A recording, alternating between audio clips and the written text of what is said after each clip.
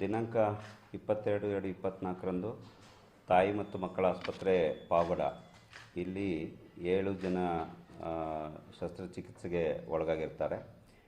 ಅದರಲ್ಲಿ 3 ಜನ ಮರಣ ಹೊಂದಿದ್ದಾರೆ. ಆವತ್ತಿಂದು ಫಸ್ಟ್ ಡೇ ದಿನ ರಾತ್ರಿ ಕುಟುಂಬ ಕಲ್ಯಾಣ ಶಸ್ತ್ರಚಿಕಿತ್ಸೆಗೆ ಒಳಗಾದ ಮಹಿಳೆ ತೀರೋಗಿದ್ದಾರೆ.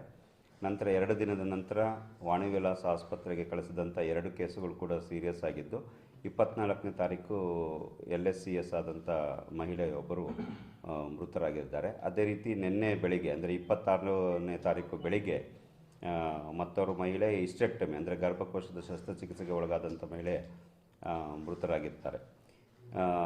ಈ ಎಲ್ಲ ಇದನ್ನು ನೋಡಿ ನಾವು ಕೂಲಂಕುಷವಾಗಿ ಪರಿಶೀಲಿಸಲಾಗಿ ತನಿಖಾ ತಂಡವನ್ನು ರಚಿಸಿದ್ವಿ. ತನಿಖಾ ತಂಡನೂ ಕೂಡ ಅಲ್ಲಿ ಹೋಗಿ ವಿಚಾರಣೆ ನಡೆಸಿ ತನಿಖೆ ಮಾಡಿದ ನಂತರ ಅವರ ವರದಿ ಮೇಲೆ ಹಾಗೂ ನಮ್ಮ ಡೆಪ್ಟಿ ಡೈರೆಕ್ಟರ್ ಸ್ಟೇಟ್ ಲೆವೆಲಿಂದ ಬಂದು ಅವರು ಕೂಡ ತನಿಖೆ ನಡೆಸಿದರು. ಅದರ ವರದಿ ಆಧರಿಸಿಬಿಟ್ಟು ಇಲ್ಲಿ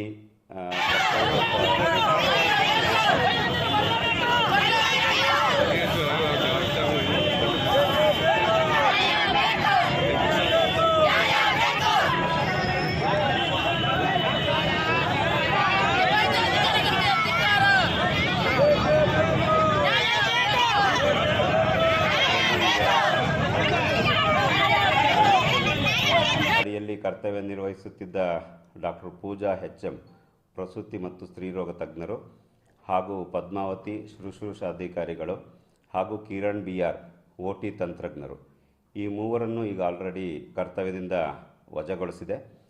ಅದೇ ರೀತಿ ಕಾಯಂ ಸಿಬ್ಬಂದಿಗಳಾದಂಥ ನಾಗರತ್ನಮ್ಮ K ಶುಶ್ರೂಷಾಧಿಕಾರಿಗಳು, ಮಾರಕ್ಕ B ಶುಶ್ರೂಷಾಧಿಕಾರಿಗಳು ಇವರುಗಳನ್ನು ಕರ್ತವ್ಯ ಲೋಪ ಆರೋಪದ ಮೇಲೆ ಇಲಾಖಾ ವಿಚಾರಣೆ ಬಾಕಿ ಇರಿಸಿ ಅಮಾನತುಗೊಳಿಸಲಾಗಿದೆ.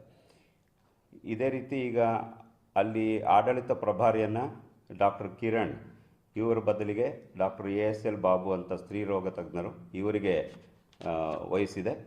ನಂತರ ಈ ಕಿರಣ್ ಅವರನ್ನು ಸಾರ್ವಜನಿಕ ಆಸ್ಪತ್ರೆಯಿಂದ YNS ಕೋಟೆ ಸಮುದಾಯ ಆರೋಗ್ಯ ಕೇಂದ್ರಕ್ಕೆ ತಕ್ಷಣದಿಂದ ಜಾರಿಗೆ ಬರುವಂತೆ ನಿಯೋಜಿಸಿದ್ವಿ.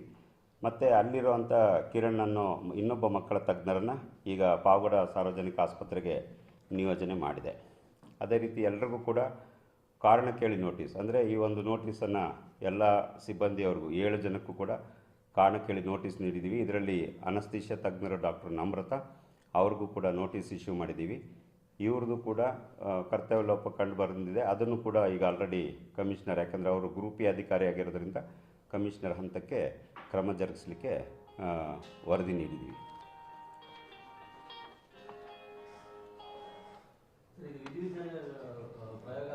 ಹಾಂ, ಈಗ ಅದು ಮಿನಿಮಮ್ ಒಂದು 2 to 3 ವೀಕ್ಸ್. ಯಾಕೆಂತಂದರೆ ಆ ಒಂದು ವಿಸಿರಾ ಕಲೆಕ್ಷನ್ ಇರುತ್ತೆ.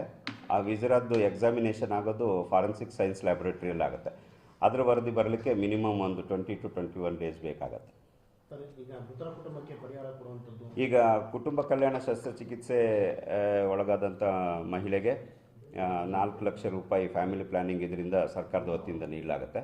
ಈಗ ಬೆಳಿಗ್ಗೆ ಪ್ರಿನ್ಸಿಪಲ್ ಸೆಕ್ರೆಟರಿ ಅವ್ರ ಜೊತೆ ಮಾತಾಡಿದ ಹಾಗೆ ಹಾಗೂ ಮಾನ್ಯ ಗೃಹ ಸಚಿವರ ಆಪ್ತ ಕಾರ್ಯದರ್ಶಿಗಳು ತಿಳಿಸಿರೋ ಹಾಗೆ ಈಗ ಆಯುಷ್ಮಾನ್ ಭಾರತ್ ಆರೋಗ್ಯ ಕರ್ನಾಟಕ ಇದರಲ್ಲಿ ಸಾರ್ವಜನಿಕ ಆಸ್ಪತ್ರೆ ಪಾವಗಡದಲ್ಲಿ ಏನು ಹಣ ಇದೆ ಅಂದರೆ ಸಾರ್ವಜನಿಕರಿಂದ ಬಂದಂಥ ಹಣ ಅದು ಆಸ್ಪತ್ರೆಯ ಮತ್ತು ಅವ್ರು ಮಾಡಿರೋವಂಥ ಕೆಲಸಗಳಿಗೆ ಸರ್ಕಾರದಿಂದ ಕೊಟ್ಟಿರುವಂಥ ಹಣದಲ್ಲಿ ಭರಿಸಬಹುದು ಅನ್ನೋದಕ್ಕೆ ಪ್ರಿನ್ಸಿಪಲ್ ಸೆಕ್ರೆಟರಿ ಹೇಳಿದ್ದಾರೆ. ಅದನ್ನು ಕೂಡ ಫೈಲ್ ಪುಟಪ್ ಮಾಡಿ ಅವರಿಗೆ ಪರಿಹಾರವನ್ನು ಒದಗಿಸ್ಕೊಳ್ಳೋದಕ್ಕೆ ಕ್ರಮ ತಗೊಳ್ತೀವಿ.